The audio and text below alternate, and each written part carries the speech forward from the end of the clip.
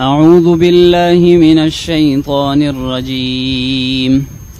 بسم الله الرحمن الرحيم. ولا تقولوا لمن يقتل في سبيل الله أموات بل أحياء ولكن لا تشعرون. ولنبلونكم بشيء من الخوف والجوع ونقص من الأموال والأنفس والثمرات وبشر الصابرين الذين إذا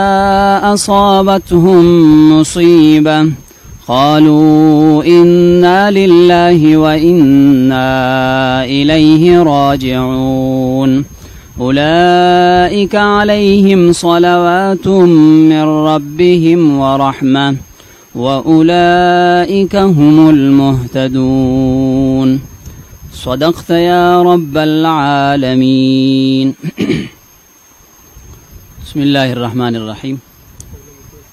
نحمده ونصلي على رسوله الكريم. زما عزت مندو د کیمرې په دې لاره باندې ان شاء الله العزیز دا به ټول ګوري. زمون د واحد الله وحدان صاحب سره مخکې په دې باندې د مفتی فیض الحسین صاحب او د دوی خپل منځ کې کلیپونه شوي او بیا د مناظرې شرایط توی شوي. نو هغه شرایط زه اول بیانوم، د هغې نه پس تعیین د مناظرین کوم او ان شاء الله العزیز ورپسې به بیا مناظره شروع کیږي او څومره ناظرین چې دي دا ټول به کتونکي ګوري به او اوري به ان شاء الله العزیز. دا شرایط د مناظرې چې کوم د جانبینو په اتفاق سره لیکلی شوي. نمبر 1 شرط دا چې موضوع به د حیات النبی صلی الله علیه وسلم وي. دویم شرط دا چې کل وخت د مناظرې به 3 غنټې وي او 3 غنټې به ان شاء الله العزیز ال شروع کیږي چې کله مناظرین خپل منځ کې خبره شروع کی. دریم نمبر شرط دا چې حواله به د اصل کتاب نه پیش کولای شي. څلورم نمبر احادیث او روایت د قبلولو او رد کولو په حواله سره به د محدثینو باندې اعتماد کولای شي. د ځان نه به یو حدیث ته ضعیف ویل یا رد کول قبلول وغیرہ دا اختیار بچاته نه وي. پنځم نمبر دا چې په وخت د مطالبه کې به دویم فریق ته کتاب حواله کولی شي.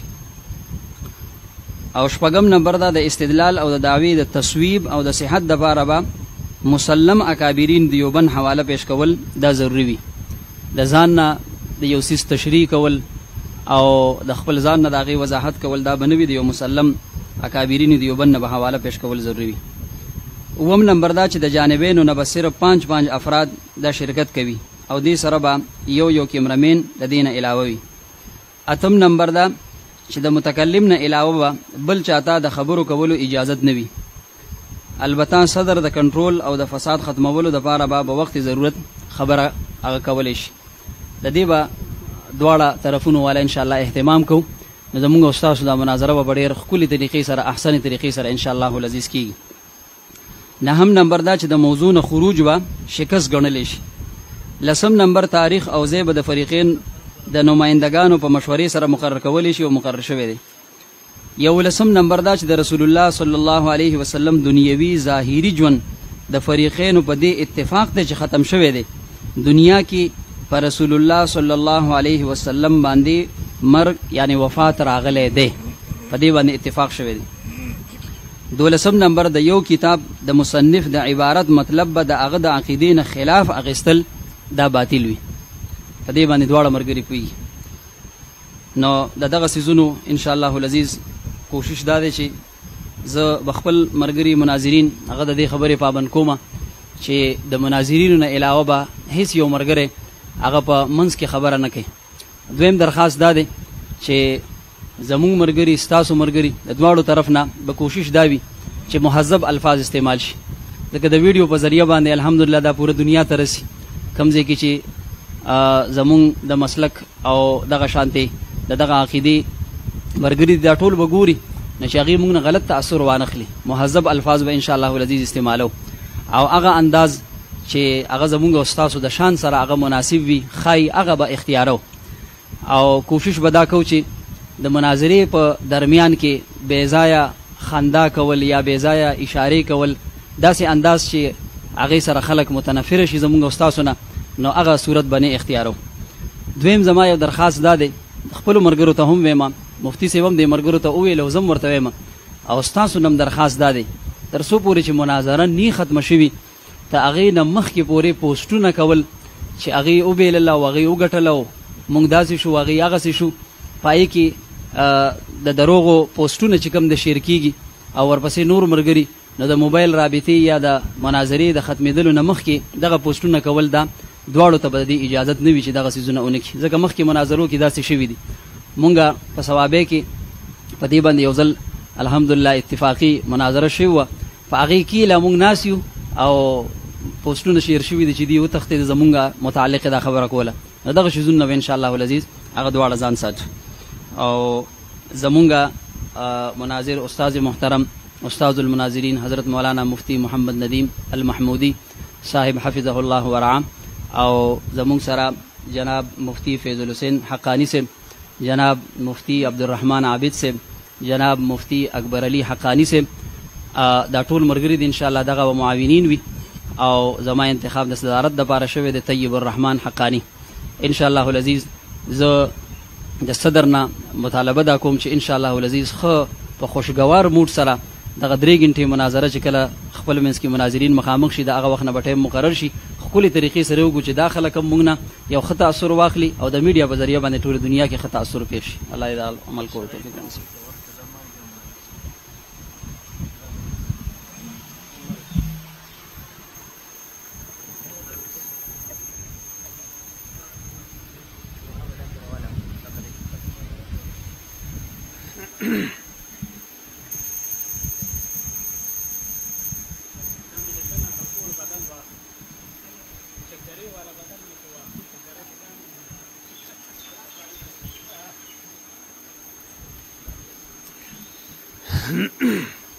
الحمد لله والصلاة والسلام على رسول الله أما بعد فأعوذ بالله من الشيطان الرجيم بسم الله الرحمن الرحيم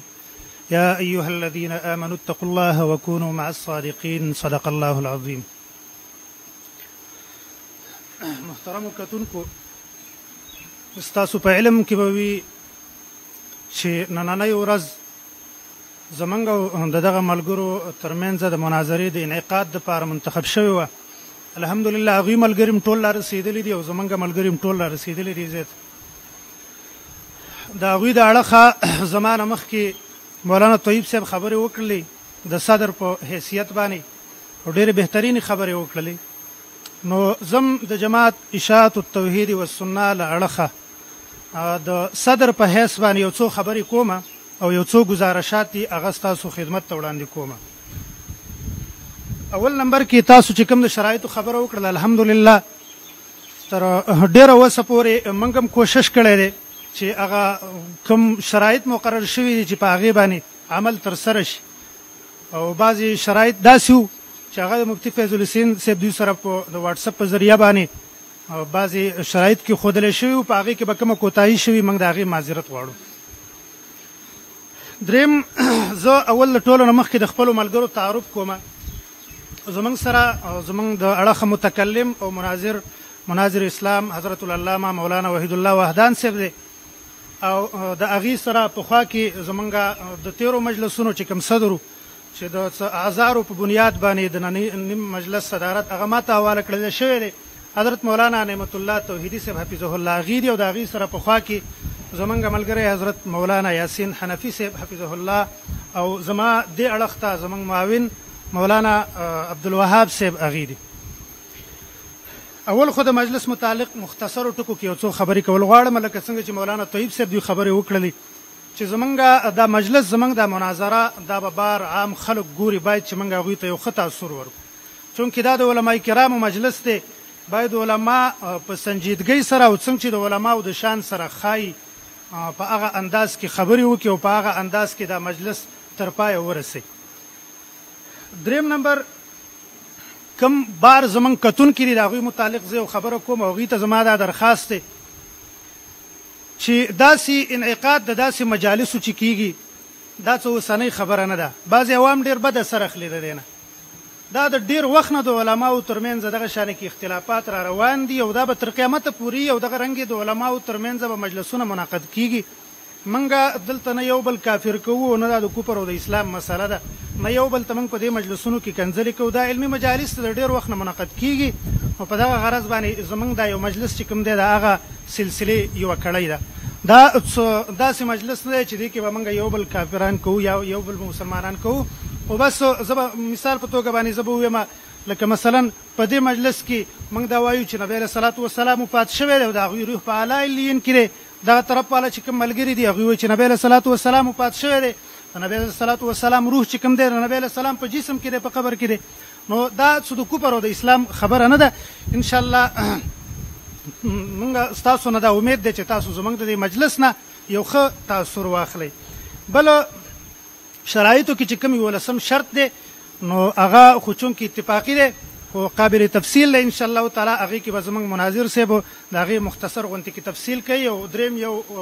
خبره چې هغه د هغې وضاحت زه ضروري ګڼم هغه دا دی چې ستاسو له طرف نه د چې کوم مدعیان یې تاسو نو چې کوم وروستی ټرن تاسو واخلئ نو د هغې کوم جواب یې هغه به زموږ د طرف نه مدعا علیه مناظر صاحب کوي. بیا به وروسته تاسو 15 منټه د وضاحت دپاره یا 10 منټه چې کومو چې په هغې کې به نوې دلایل نه وي هغه به اخیستلی کېږي. او وروستۍ خبره زما کیمرمینانو ته دا درخواست دی چې کوم طرف نه خبره کېږي باید چې کیمره هغه طرف ته ونیولی شي او کوم طرف ته چې خبره نه کېږي نو هغه طرف ته کیمره راستنول یا د هغوی په ویډیو کې راوستل دا موږ مناسب نه ګڼو. باید ټول کیمرمینان که ستاسو د اړخه دي او که زموږ د اړخه چې الحمدلله وکفا وسلام علی عباده الذین اصطفى اما بعد. انتهایی محترم اوریدونکو کتونکو دواړه طرف نه صدرانو وضاحت وکړو. تاسو خبره واورئ. ستاسو ذهن کې به وي چې د مسله شروع شوې د څه نه وه، چونکې بعضې افراد غیر سنجیده که د هغه طرف نه دي که زموږ د طرف نه دي. ما مخکې هم د میډیا په ذریعې سره د هغې رد کړی دی چې که زموږ د طرف نه کوم کسان هغه غیر سنجیده کسان وي موږ د هغې نه براعت هم کړی دی او بار بار هم د هغې وضاحت کړی دی. مخکې سواد کې د اشاعت والا ملګرو د طرف نه یو مولي صاحب و هغه چلنج وکړو، زموږ د طرف نه یو بل ملګری اسماعیل مولي صاحب، د هغې دواړو په منځ کې یو مسله راغله په حیات النبي وه یا په هر څه باندې وه. بیا د هغې نه پس د هغه ملګري کلیپ راغی چې رجیع محترمه اسلام والا کافران دي او مشرکان دي، دا قسمه خبرې راغلې. بهرحال بیا خو زموږ د هغې سره رابطه قایمه شوه. دې دوران کې د وحدان صاحب کلیپ هم راغی. تقریبا 3 کسانو د طرف نه کلیپونه ذمه دارو شروع چې یو د مفتي توصیف والا ملګري صاحب، دویم نمبر چې هغه د وحدان صاحب والا ملګري، دریم نمبر چې هغه د بلال صاحب والا ملګري. چا خو انتهایی نازیبا ژبه استعمالوله، شاید چې دغسې استعمالول نه وي په کار. دویم نمبر د توصیف صاحب والا ملګرو هغوی راغلي وو د بلال صاحب د طرف نه په حیثیت د نمایندګانو. زمونږ هغوی سره جوړ رانغی ځکه دوی به یوه خبره کوله هلته به بله خبره کوله. بهرحال خبره خلکو د کلیپونو په ذریعې سره کتلې. بیا د وحدان صاحب سره زمونږ په حیات النبي صلی الله علیه وسلم باندې خبره شو. مونږ دیو ته اصرار کوو چې په حیات النبي صلی الله علیه وسلم باندې خبره نه کوو ځکه 2015 کې زمونږ یو ځل د مجتبی امیر صاحب د سره خبره شوې ده، په دې اتفاق هم راغلی دی، په دې دسخطونه هم شوي دي.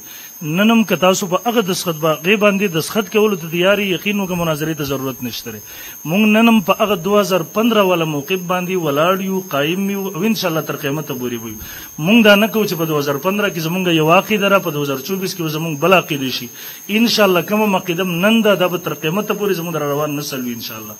دویم نمبر وحدان صاحب ته په هغوی باندې اشکالات وي چې زموږ خپل ملګرو هغه شکست دی په زبان حال سره تسلیم کړو چې زه په هغې سره یو ځل مناظره بیا کول غواړم. موږ ورته ویل چې ستاسو د ملګرو طرف نه د شرک او کفر خبرې چلېدلې دي، په هغې به مناظره وکړو. د څه وجوهاتو نه دیو په هغې مناظرې ته جوړ نه شو، هغه به دیو خبرې الله عالم دی، خو د دیو په خواهش باندې یو ځل بیا موږ د حیات النبي صلی الله علیه وسلم په مناظرې ته کېناستو. نو بهرحال مولي صاحب زه راځم له اول نمبر دعوې ته. اول نمبر مولي صاحب دا مسله چې د حیات النبي صلی الله علیه وسلم هر فریق مدعی هم دی، مدعا علیه هم دی. څنګه چې په شرایطو کې تعین د دې خبرې شوی او چې د رسول الله صلی الله علیه وسلم په دنیوي مرګ باندې اتفاق د دنیوي ژوند او ژوندۍ د رسول الله صلی الله علیه وسلم ستاسو په نظام ختم شوی زمونږ په نظام ختم شوی لہذا دغه بر موضوع نه خارج وي که تاسو په دې باندې خبره کول غواړئ آیاتونه پیش کول غواړئ دا به صرف خانه پوری وي داوی سره به هیڅ تعلق د دې خبرې نه وي یو دویم نمبر مونږ د خبره واضح کړې ده د مرګ نه وروسته رسول الله صلی الله علیه وسلم په اصلي جسد عنصري چې کوم په دنیا کې او د مدینې منورې روضه مبارک کې دفن دی په حق سره حیات حاصل دی ستاسو چې کوم عقیده ده ستاسو عقایدو مشر ترجمان نیلوي صاحب چې ستاسو د ټولو استاد دی ستاسو د ټولو مشر دی هغه چې کوم عقیده لیکل او ستاسو د ټولو کتابونو کې لیکل شوی هغه په جسد مثالی سره یو بل خوب او خیال والا جسم باغی سره رسول الله صلی الله علیه وسلم حیات دی نو په جسد مثالی بر خپل عقیده راکې په جسد عنصري بدر د خپل عقیده در کوم ان شاء الله ولز مخ کې بزو زبد خپل داوی د تانه جواب داوه غواړم تا چې به خپل عقیده راکړل زبد هغه جواب داوه در کوم نمبر 2 دریم نمبر خبره زه په دې مناظره کې چون کې سنجیده مناظره ده نو زه به امید ساتم چې په بوسو کې به وبنه بوس چې زمون کې یم او زمو دالیم نه په دې باب کې زما عقیده ته غلطه وي صحیح عقیده په دې کې کم ده هغه به ما تراکه برحال دین مخ کې زه اول نمبر خپل داوا پیش کوم بسم الله الرحمن الرحیم داوا د اهل سنت والجماعت دا داوم زه هغه پیش کوم چې کله په دې مسله کې اختلاف راغی دارالعلوم دیوبند قاری طیب صاحب نور الله مرقدو دارالعلوم دیوبند محتمم صاحب راغی ستاسو په مشرانو کې شیخ غلام الله خان صاحب نور الله مرقدو هغه کې نستل په اتفاق سره هغه واقعده ولیکل ځنن عقیده په دې امید باندې پیش کوم چې تاسو خپل مشرانو نن بغاوت ونه کوي په 24 کې ستاسو مشرانو چې کوم عقیده په 1965 کې لیکلي وجرن باغې دستخط وکړي 1962 کې زغه عقیده ویم اهل سنت والجماعت دعوت اهل سنت والجماعت علماء دیوبند وفات کے بعد نبی کریم صلی اللہ علیہ وسلم کے جسد اطہر کو برزخ قبر شریف میں بتعلق روح حیات حاصل ہے اور اس حیات کی وجہ سے روز اقدس پر حاضر ہونے والوں کا آپ صلی اللہ علیہ وسلم صلاۃ والسلام سنتے ہیں دنیائی وفات نہ رسدا نبی علیہ الصلوۃ والسلام په جسد اطهر دنیا والا جسم سره په برزخ قبر شریف کې په تعلق درو سره هغه ژوندې دی او دغه حیات د وجه روزي مبارک د څوک راشي دغه درود سلام اوري دا ګوره در قاری طیب صاحب دارالعلوم دیوبند محتمم دغه خطبات په خپل خطباتو کې هغه راغستې دي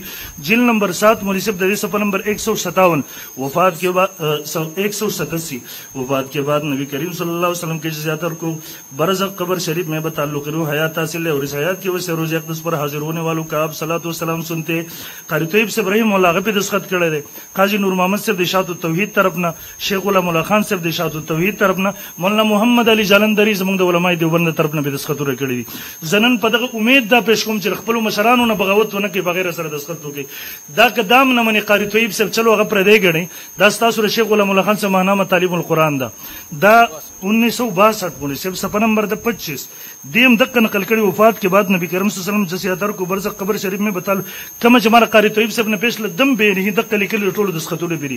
بیا مولوی صاحب د دې عقیده حکم سره اس عقیده کې منکر اهل سنت والجماعت سے خارج گمراہ اور اعتقادی بدعتی ہے دام د ځان نه پیش کو دا تسکین صدور کې دارالعلوم دیوبند فتوا د هغه وخت مفتی چې کوم مفتی سید مهدی حسن فتواجات به بیا روسته پیش کوم ان شاء الله دا صفحه نمبر 50 باندې لیکي د دې عقیده منکر بدعتی اور خارج اهل سنت والجماعت دارالعلوم دیوبند محرر څورته لګیدل دیوبند والا ژوندېری کپاغوی دروغ ویل هغه به رد وکي دریم نمبر امدقه ماهنامه تعلیم القرآن کې لیکلي دي بلکې قاری طیب سے بیان خطباتو کې چې کینات الله شاه گجراتی سے بزرگ په موقع نشته د اشاعت التوحید کاغه موږ سره دا تسلیمول ټیک ده ورنه شیخ غلام الله خان صاحب دغه سی ور سره قاضی نور محمد صاحب لیکلي دي چې موږ برغنه براءت کو خپل سټیجونو ته نه راوړو نن چې تاسو بچا بس روان دي دا هغه ورته صفه به بدغه باندې لیکلي قاری طیب سے په خطباتو کې نقل کړي دي چې کاغوی را سره نه منل دا ګوره دغه لګ ما ترک دا ماهنامه تعلیم القرآن هم نقل کړي دم مولانا قاضی چون کے اس موقع پر مولانا سید عنایت اللہ شاہ بخاری بوجھ علالت راولپنڈی تشریف نہ لا سکے اس لیے اختر کی عرض کرنے پر اور مسودہ پیش کرنے پر مولانا قاضی نور محمد صاحب مولانا غلام اللہ خان صاحب کے بارے میں حسب ذیل دستخط کر کے بند کو عنایت پر میں جس کا متن بے لفظی حسب ذیل قاری طیب سے لکھ لی ہم مولانا قاضی نور محمد صاحب مولانا غلام اللہ خان صاحب اس کے पूरी कोशिश करेंगे कि सैयद नासरुल्लाह शाह साहिब भी इस तहरीर पर दस्तखत कराए जिस पर हमने दस्तखत किए। अगर महदूद इस पर दस्तखत न करेंगे तो हम मसला हयातुन नबी में इस तहरीर की हद तक उनसे बरात का ऐलान करेंगे, नेज अपने जलसों में उनसे हयातुन नबी सल्लल्लाहु अलैहि वसल्लम पर तकरीर न करवाएंगे। अगर इस मसले में वो कोई मुनाजरा वगैरह करेंगे तो हम इस बारे में उनकी मदद नहीं देंगे। अगर तो मदद न वर्को कारी तोयब से बरे नूर मोहम्मद खतीब कला दीदार संघ लाशेख गुलामुल्लाह खान से बगवी वर्ता 1962 के उदा दम लिखे दीवाना बतालिबुल कुरान की। बहरहाल मा ताउस तो मोनी सब दाकीदा ताउस तो दरको मुजकम्मा वली कला अवल नंबर ज ताउस ताकीदा दरकुम दाकीदा जमा सही द दस्खत की झगड़ा खत्मा दाकीदा जमा गलत र सही अकीदा कमा दगमा तरा की जब गवाड़म नंबर 1 दोम नंबर जमा कीदी की तासु गुरे अवल नंबर मा ताउस ते लिखली द वफात न रुस्ता वफात बनिज मोस्ता इत्तेफाक द शरीयत की मुतशवी दी दी वजह वफात बजीर बास न रावली के तबागे बास के बागे आयतुन पेश किया बस सिर्फ खाना पूरी के वक्त बड़ा के बास दोम नंबर जसद अतहर जसद उनसरी बागी की जमास्ता बस माली के लिए बजद उनसरी सर हयात दे तवली का जसद उनसरी सर का हयात मनी खुली के न मनी जसद उनसरी सर बखबल कबर मुबारक के मर लेना उजुबिल्ला इस किस्म हयात और तनदे असल संगस्तास वकीद फतरी वाला ते कहानी बशांति प्रोते जसद मिसाली हयात असल लगवली के द्रेम नंबर बरज़ कबर शरीफ में मुंग वजाहत कर सलोरम नंबर हयात हासिल ले जमुंग पनिस बांधे उड़ता हयात हासिल ले स्तापनिस के उड़ते के नहीं हासिल नगवली का द्वेम नंबर मुंग हुक्म लिखले दे न हुक्म के मुंग अवल नंबर लिखली दी चे जसद उनसरी सर हयात सुक न मनी दागी हुक्म दगरे मुंग लिखले दे न कसो के जसद उनसरी सर हयात मनी दागी तो सौ हुक्म लगे अगवल लगवा नंबर 1 द्वेम नंबर सुख जब जसद मिसाली सर हयात न मनी संस्ता स्वाकिद दागी तसवे द्रेम नंबर सुख च कबर के मन न मनी दागुई बारे किस्ता साकिद दा दरे तनखियात जमा पे हुक्म किशु और मख की जमा अगवजात छु यौ दोम नंबर मोनी सब शराइत आगे पेश हम लगो बतौर द उसूल हुए नंबर 1 द रसूलुल्लाह सल्लल्लाहु अलैहि वसल्लम दुनियावी जाहिरी जोन खत्म शवे दे और पे दुनिया की बीमार रागले दे मुंग ददी मुनकिर काफिर गणु तस्कीन सुदूर मुस्तकिल बाब लिखले दे जमुन टूल किताबों सब 211 दगरंगे लिहाजा दवर मौजू न खारिज खबर संग च शराइत की तशवीदा दोम दे किताब द मुसन्निफ इबारत मतलब बदागर अकीदीन खिलाफ गस्तल बातिल हो तसु टूल मन मुनाजर की दा शक हुई द किताब द मुसन्निफ इबारत बरागर अकीदी मुवाफिक गस्तले की खिलाफ बनाई द्रेम नंबर मौजू चुन के हयातुन नबी सल्लम तशवीद लिहाजा दिन मखरूज शिकस्वी मंग ममनूज तासु ममनू सलोरम नंबर दावो दलील की मुताबिकत जरूरी दावम दार च रसूल सम कबर मुबारक के मड़ले दावम दार च बजस मिसाली सर पालाई लीन के जुंदेर दलील ब पागैर औड़ई बेजे आयतुना अहादीस आगा बनल वलाई सलोरम नंबर द उलमाए देवबंद मुत्तफका मसलकी तर्जमान इमाम अहले सुन्नत शेख सरवर खान सब्द सब नवर अल्लाह उमर कदऊदे लिहाजा हयातुन नबी प बाब के शेख सली के लिए गजमुंगा अकीदा मसलक दे दागे खिलाफ चिचाम सली के लिए ताबीरात बदलना खिलाफ नो आगे बजमुंगे खिलाफ हुज्जत नहीं और आगे पारदार दारुल देवबंद तकरीज देता उस्तवायमा दल तेली के लिए राय गिरामी मोहतरम दारुल देवबंद मौलाना अबुल कासिम नौमानी साहब दामद बुजुम अगली के लिए इस और मौलाना सफदर रहीमुल्लाह न सिर्फ अकाबिर उलमाए देवबंद के इल्म नजरियात और अकायद के हामिल है बल्कि उनके तर्जमान और शारिह भी, इसलिए रद्द बिदअत और रद्द गैर मुक़ल्लिद समेत तमाम मुख्तलिफ़ फी मसाइल में मौलाना के मुकम्मल मुदल्लल तहरीर हर पे आखिर की हैसियत रखते दारुल देवबंद न तफसील ले देवजन मुंग अग मसले की तर्जमान दर मखी तक हो चबाके तम जानते देवबंदी निस्बत के जेम जानते को शाहिद चबदगी बन समझता इत्तेफाक राशि ददी बिस्मिल्लाहिर्रहमानिर्रहीम मुफ्ती साहब तासु द सवाबई द मुनाजरे मुताल्लिक तस्किरा वकड़ा उस जवली पदी मौजू बांधी खबरी कवल गवाड़म ज तास खपल उजर दर वड़ांदे कम वसवात की जमा सरा द सलूर तासु द उलमाओ पदी बांधी चिदे खबर जोड़ शवी द सलूर पिंज जली हक खबर दर दो कम मलगरी सिर्फ तंगवल कई बहस न कई मावी ददी सड़ी सर बहस पकार दे च बहस को कई कने सिर्फ दे सड़े तंगई कल दर तवई वही प्लान के लिफाफा रावड़ा कल वही सनद रावड़ा और बखबल अक्सर पेल शोई और जमान द सनद मुतालबा कई नो दागी लवज माई ज खुद ददी सड़ी सर मुनाजरो कम च खल खुई मनी मुसल्लम यो द लांजो सर खत्म श दमा ता खपल उजर वड़ान देख उस हम जदा वेल शम च पदीम याशकी मासर स्तासु द द्री उलमाओ राबिता शई जम सर पायतुन नबी बास मार थे लग सबर वकी द्वेम खबर दादा ची तासु विच तासु मौक़िफ दे द जिस्म मिसाली जागा द्री तनकीहात खबर लबराश तासु ची उसरे द जिस्म अंसरी द हयात कायल दी बारे से हुक्म लगे उस जरूरत तस्किरा कोम दागिन बाद बददी वजाहत पखपल मखल राश द्वेम द जिस्म मिसाली ने उसरे मुनकिरी सफत व पे लगे जब पतवना लगम जब सिर्फ द उलमाए देवबंद इबारत पदी जब बांधी सुनावा हम काजी ज़ैद हुसैन से ची लिखली दी अल जाहिद बिल वजूद अल मिसाली लैस मिन अहल सुन्ना बल फीही शौब मिन अल इअ्तिज़ाल که درته معتبري وای خلی کنه معتبره پرېږدئ. بل زه اصلي خبر ستاسو سره د دې ځای نه شروع کوم. مولانا صاحب تاسو وایي موت اتفاقي دی، خو ما مخکې په اعاده روح مناظره کې هم دا ویلي، بیا یې مهم درته یاد ساتئ. دا زما سره تسکین الاسکیا دی، په دې کې ستاسو دا مشر لیکي وہ منکرین حیات انبیاء علیہ السلام نے موت کا ابھی تک وہی معنی یاد رکھا ہوا ہے جو جاہلیت کے زمانے میں تھا، جو کہ موت کا آدھا معنی ہے. جب بھی ان سے پوچھا جاتا ہے کہ موت کسے کہتے تو کہتے ابانت الروح عن الجسد. زدا ویم زدا ډیر زینو کې مطالبه وکړه، څوک مال جواب نه راکړي. تاسو وایي دا معنی د مرګ کول چې روح د جسم نه وتلې دی، دا معنی د جاهلیت ده، دا نیمه معنی ده د مرګ. نو زه ویم دا فتوا صرف ماله ده که نه ستا مشایخو لشته؟ د کم مشر چې تا تذکره وکړه د دغه مشر عبارت درته زه اوس ښیم. 212 صفحه ده د دې کتاب دا شیخ سرفراز صفدر صاحب دی، په 212 صفحه کې د لیکلي دي قرآن و حدیث کے نصوص و اشارات سے معلوم ہوتا ہے کہ موت کے وقت روح نکالی جاتی ہے. نو یو مشر دی وای دا معنی د جاهلیت د نیمه معنی د مرګ. د دې د لاس استاد شاګردانو بیزه پتوی لګولي، اغه د اعتدال نه خروج کړي. زویم دا مشر وای د قرآن او حدیث نه دا معنی ثابت ده، او بل مشر دی وای دا معنی د جاهلیت ده. زم دا معنی صرف مال او زما مشر لده کستاد مشر لشتا. بل خبره کچرته ته چې دا خبره اتفاقی ده، دا تاسو دغه مشر دی. المسلک المنصور کې مولانا سرفراز صفدر صاحب سے لکھی اگر اس جسد اطہر سے روح مبارک کی مفارقت اور جدائی مانی جائے کہ دے جسد نہ روح مبارک مفارقت و جدائی مانی تو آپ صلی اللہ علیہ وسلم کا قبر میں زندہ ہونا باطل ہو جاتا ہے. نو دا نبی صلی اللہ علیہ وسلم پر قبر کی جوندے منل باطل لی اولان دی لکھی، اور آپ صلی اللہ علیہ وسلم کو قبر میں زندہ نہ تسلیم کرنا یا کم از کم زندگی میں فرق ماننا باعث توہین ہے. برے ولکل رود جسد نہ وتل منل که اوس اول کې او که په اخره کې وي، وای دې سره دی جسد له حیات نه ثابتي، او چې دی حیات دی جسد د حیات خبره دی ونه کړه، نو وای د دې سره دا خبره باعث توهین ده. نو ګویا چې د نبی صلی الله علیه وسلم په جسم کې دننه روح نه منل دا توهین دی د نبی صلی الله علیه وسلم. دا زما سره کتاب د اکفار الملحدین دی باندې لاس کې ده. دې کې علامہ انور شاہ کشمیری صاحب سے لکھی رسول صلی اللہ علیہ وسلم پر سب و شتم یا آپ صلی اللہ علیہ وسلم کی توہین و تنقیص کرنے والا کافر ہے.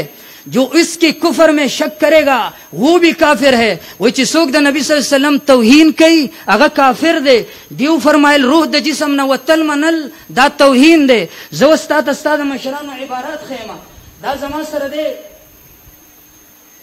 خوشبو العقیدہ پدې کې جنابانو دا ستا مشر سے لکھی روح کی زندگی پر بھی اتفاق ہے کہ آپ صلی اللہ علیہ وسلم روح اعلی علیین میں ہے.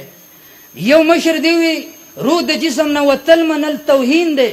هغه بل وی چې دا توهین چې چاو کو د نبی صلی الله علیه وسلم کافر دی. آیا دا فتوا دی مشر تراجه کې کنه دا صرف مال دي ساتلی دي؟ بل خبره زدا کوم دا ګور دا خوشبو العقیده ده پدې کې بل یو تنقیم کول شم خو هغه بیا وکړو. اوس زتا ته هم ګور جی دا زما سره خوشبو العقیده صفحه نمبر 147 کی دی لکی وای درې حیاتونه دی، یو د دنیا یو د برزخ یو د آخرت. عالم دنیا میں حیات ادخال الروح فی الجسد، وای جنابانو د دنیا حیات دا دی چې روح په جسد کې دنه نه. بیا وای عالم دنیا میں موت اخراج الروح عن الجسد. آیا دا معنی د جاهلیت ده کنه ده؟ بل عالم برزخ میں حیات تعلق الروح بالجسد او باجزاء الجسد. د دې عبارت نه دا معلوم شو چې روح په جسم کې دنه نه منل دا دنیوي ژوند دی. اوس دا زه د ځان نه یو د دې مشر نه رالل زم دا تاسو دا بل کتاب دی، کتاب نوم دی فتاوا فریدیه د مفتی فرید صاحب. دی کې دی لیکي انبیاء علیہ السلام په قبرونو کې یو ځل وفات کېدو نه پس په دنیوي ژوند سره ژوند دي. د دنیوي ژوند تفسیر یعنی دا غیر روحونه په بدنونو کې داخل دي، یعنی روح په جسم کې دننه منل دا دنیوي ژوند دی. اوس دی خو ګوره جناب دا تاسو مشر دی تسکین الاتقیا والا محمود علم صفدر اکاڑوی صاحب سے لکھی اب جب انبیاء علیہ السلام کی روح موت کے وقت نکلی، دا کتاب تسکین الاسکیاء کے لکلی دا معنی دا جاہلیت دا دلتوی دا مرگ په وقت کی روح اوتو. بیا سے لکھی پھر جب قبر میں لوٹائی گئی تو اب اس کو دوبارہ نہیں نکالا جاتا. وہی چکلا قبر کی دا روح نبی صلی اللہ علیہ وسلم تو واپس شو دوبارہ نہ واپس کی گی. سے لکھی آن حضرت صلی اللہ علیہ وسلم کی روح دوبارہ نہیں نکلی. بیا په دې بل صفحه کې لیکي 164 صفحه کې वही जनाबानो दूसरी मरतबा रूह निकाली जाती, अंबिया अलैहिस्सलाम की नहीं निकाली जाती। दा जमा सरबल किताब दे मुनाजरे मुबाहसे अल्लामा डॉक्टर खालिद महमूद सेब से लिखी, लेकिन पैगंबर जो है इनके तरफ जब रूह लुटाई गई तो फिर वो वापस नहीं जाएंगे। वही ददी रूहों पर जिस्मों की दना नदी 320 की सफ़ा की लिखी। बरेलवी कहते हैं कि हुजूर सल्लल्लाहु अलैहि वसल्लम की रूह मुबारक जिस्म के अंदर नहीं बदन के बाहर है। वही बरेलियान वही नबी सल्लम रूह पर जिस्म की दना न दे बाहर दे। वही मंगवायु कि रूह मुबारक बदन के अंदर है, जिस तरह दुनिया में हमारी रूह हमारे बदन के अंदर हुआ करती। देखिए दावी जनाबान ची संग ब दुनिया की रूह जमंग और दाम खल्को पर जिस्मन की दने दक शान द नबी दे कत्तवे चरता दा नूर सूख दी दा तस्कीन सुदूर द मौलाना सरफराज सफदर सेब दे देखिए लिखी कि कब्र और बरज़ख में मोमिनीन और कुफार सब की तरफ अरवाह लौटा दी जाती है। तो हजरत अंबिया का मुकाम तो बहुत ऊंचा है, इसलिए कबूर में उनकी हयात रद्द अरवाह के तौर पर होगी। तो कब्रों की बदली हयात पर तरीक़े रद्द अरवाह सर और दा जनाबान दा अस्तासुबल मुशर दे मुफ्ती महमूद रहमहुल्लाह दे से लिखी 352 सबक की लिखी। वो जनाबान एक शख्स का अकीदा कि नबी सल्लल्लाहु अलैहि वसल्लम में इस तरह हयात है कि इसके जिस्म में रूह मुबारक मौजूद है। दूसरी शख्स का ये अकीदा कि नबी सल्लल्लाहु अलैहि वसल्लम अपने रोज़ा मुबारक में इस तरह हयात है कि जिस्म मुबारक में रूह मौजूद नहीं। जवाब ली कि पहले शख्स की बात सही है, दावलनी कस खबर सही दा, यानी रूह पर जिस्म के दनन मनल दा खबर सही दा।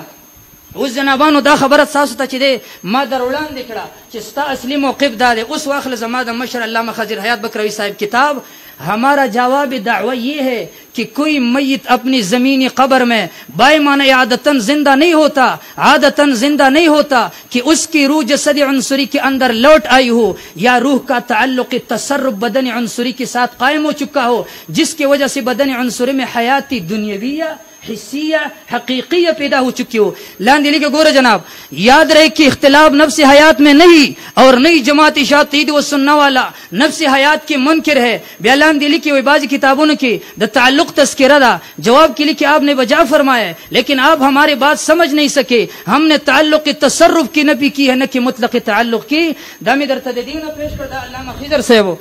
देम हवाला दरकुम दा जमा सर किताब दे मसालिकुल उलमा फी हयात अल अंबिया दग काजी शमसुद्दीन से जैसे लिखी गोरा हमारा मौक़िफ़ हयात अंबिया अलैहिस्सलाम से नौ की जो नबी सल्लम ने बल हयान वला किल्ला तशरून फरमान खुदावंद की तफसीर में शुहदा के मुतालिक बयान फरमाई है, मगर हकीकत में हयात शुहदा से बदतर बाला तर अफजल व अकमल है, मुस्तक़र अरवाह अंबिया अलैहिस्सलाम में है। जैसा कि नबी सल्लम ने अपने आखिरी कलाम में फरमाया अल्लाहुम्मा रफ़ीक़ अल आला, क़यामत से पहले नफ़ख़े अरवाह पे अबदान न अंबिया के लिए होना है, न शुहदा के लिए, न औलिया के लिए। दा ज़मंगा मौक़िफ़ शो दा जमा सरबल किताब दे अल बुरहान उल जली दा जनाबानो द शेख आरिफ साहिब दा वह हर फर्द बशर बशमूल अंबिया अलैहिस्सलाम पर वरूदी मौत बर हक है कि उनकी अरवाह निकाली जाती है और फिर क़यामत से पहले आदतन बदन की तरफ नहीं लौटाई जाए, और इन पर मौत का इतलाक इजमाअन दुरुस्त है अगरचे ये हयात बरज़खी साबित है। जनाबानो मुफ्ती फरीद से वो फरमायल रूह पर जिस्म के दनन मनल दा दुनियावी ज्वंद है। और जनाबानो स्तासु बल मशर मौलाना हसन से दावली कल चे रूह पर जिस्म के दनन मनल दा दुनियावी ज्वंद है, रूह पर जिस्म के दनन न मनल दा बरज़खी ज्वंद है। उस जबदावम ज़द बरज़खी ज्वंद कायल यम तद दुनियावी ज्वंद कायल इंशाअल्लाह मखके बबियाजू।